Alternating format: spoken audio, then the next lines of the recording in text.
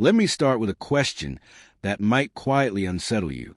What if your life is not happening to you, but because of you, not in a motivational poster kind of way, not in a just think positive cliche, but in a far deeper, almost unsettling sense? What if the universe itself is leaning in, waiting on your next assumption, your next emotional decision, your next quiet belief about who you are? Imagine waking up tomorrow and realizing that reality has been listening to you all along, not to your words, but to your inner state, your unspoken self-concept, the story you keep telling yourself when no one is around. That single realization would change how you move, how you think, and how you feel forever. Picture a man sitting alone in a dark room, staring at a screen. On that screen is a hyper-realistic virtual reality game. The world inside it feels real. Pain feels real. Fear feels real. Loss feels real. The man has forgotten he ever chose to enter the game. He has forgotten he is the player. Inside the game, he struggles, suffers, doubts himself, and wonders why the world is so harsh. But outside the game, the player is safe, curious, and fully in control of the choices he makes. Now here is the unsettling part. What if life works the same way? What if consciousness willingly stepped into limitation, into forgetfulness, into time and space, just to experience what it feels like to be you? And what if the rules of this game are not written by fate or chance, but by the state of being you occupy every single day? For centuries, we were taught a simple story. The universe is out there. You are in here. Solid matter exists independent of you. Gravity pulls. Time moves forward. Cause leads to effect. You are a small character inside a massive machine. That was a Newtonian worldview, and it shaped how humanity saw itself. Separate, powerless, reacting to a cold and indifferent universe. But something strange happened when science looked deeper. At the smallest level of reality, the rules broke. Particles behaved differently when observed. Outcomes were not fixed until measurement occurred. Possibility existed before form. The observer was no longer passive. Consciousness entered the equation. Suddenly, the universe did not look like a machine anymore. It looked like a conversation. Long before quantum physics had language for this, ancient teachings were already whispering the same idea. Hermes Trismegistus said, "As above, so below. As below, so above." This was not poetry. It was instruction.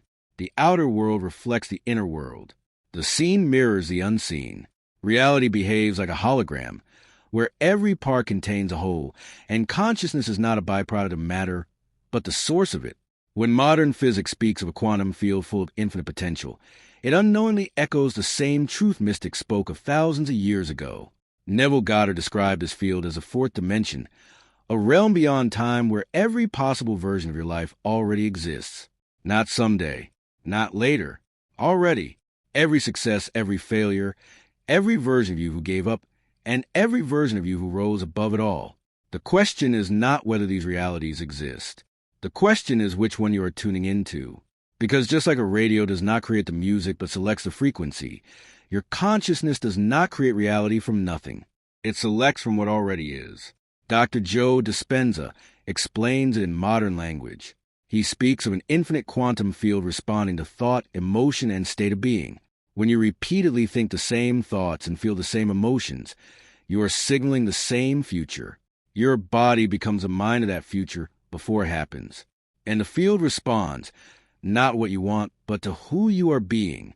This is where most people fail without ever realizing it. They want a new life, but they keep returning to the same identity. They want freedom, but they rehearse limitation. They want abundance, but they emotionally live in lack.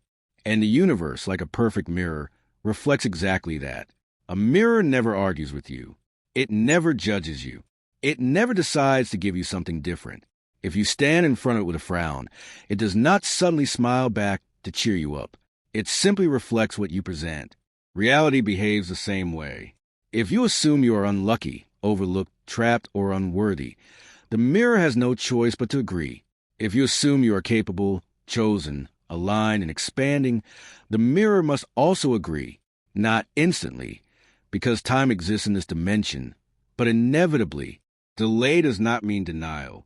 It simply means a reflection is still catching up. This is why time feels so cruel sometimes. You change internally, but the world seems slow to respond. Doubt creeps in. You wonder if it is working. But in the fourth dimension, the change already exists. The version of you who succeeded already exists. The only requirement is persistence in the assumption. Neville said it clearly. Assume the feeling of the wish fulfilled and remain faithful to that assumption. Attention follows assumption, and reality follows attention. Here is the uncomfortable truth most people avoid. The universe is not testing you. God is not punishing you. Fate is not random. What you are experiencing is feedback. It is information. It is the mirror showing you your current state of being with brutal honesty. This does not mean you deserve pain. It means pain is not personal. It is instructional. It shows you where you are still identified with limitation. And the moment you shift that identification, the reflection must change. Think about how often people search outside themselves for rescue. They change jobs, cities, relationships, routines, hoping the external shift will save them. But they carry the same self-concept wherever they go. So the same patterns repeat with different faces. This is why the story of Acres of Diamonds is so powerful. A man abandons his land, searching for wealth elsewhere, only for someone else to discover diamonds on the very land he left behind. The treasure was never missing. The perception was. William Ernest Henley captured this truth in a single line. I am the master of my fate. I am the captain of my soul. Not because life is easy, but because perception is powerful. When you decide internally that you are no longer a victim of circumstances, circumstances slowly lose their grip on you. The world begins to reorganize itself around your new identity. Opportunities appear where none existed. Solutions arrive without force. People respond differently to you, not because they changed, but because you did. This is not about pretending. It is not about lying to yourself or forcing fake positivity. The subconscious does not respond to words. It responds to feeling, repetition, and identity. You cannot trick it, but you can train it when you repeatedly return to a new self-concept. Even when the mirror disagrees, you are rewriting the signal you send into the field. Over time, the old reflection collapses and a new one takes its place. Here is where the idea becomes even more profound. What if the universe needs your unique perspective? What if the infinite chose to limit itself, to forget itself, to experience what it feels like to be you, right now, in this body, in this timeline? If that is true, then your choices matter more than you were ever taught. Your state of being feeds the experience of the whole. The universe expands by experiencing itself through you, not despite your individuality, but because of it. This is why free will is sacred in this model. The all does not interfere because interference would corrupt the authenticity of the experience. Just like a game would lose its meaning if you could not fail, life would lose its depth if you could not choose. The illusion of separation is not a mistake. It is the point. It allows experience to feel real. And this explains why life can feel harsh, why pain feels real, why loss cuts deep. You cannot fully experience a game if you remember at every moment that it is only a game. Fear, love, risk, and meaning require immersion. Forgetfulness is the price of authenticity. But remembering, even briefly, that you are the player changes how you play. So here is the question that quietly changes everything. If reality is a mirror, and the mirror never lies, what are you projecting right now without realizing it? What assumptions about yourself are you rehearsing daily? What identity are you emotionally loyal to? Because that loyalty is shaping the timeline you experience.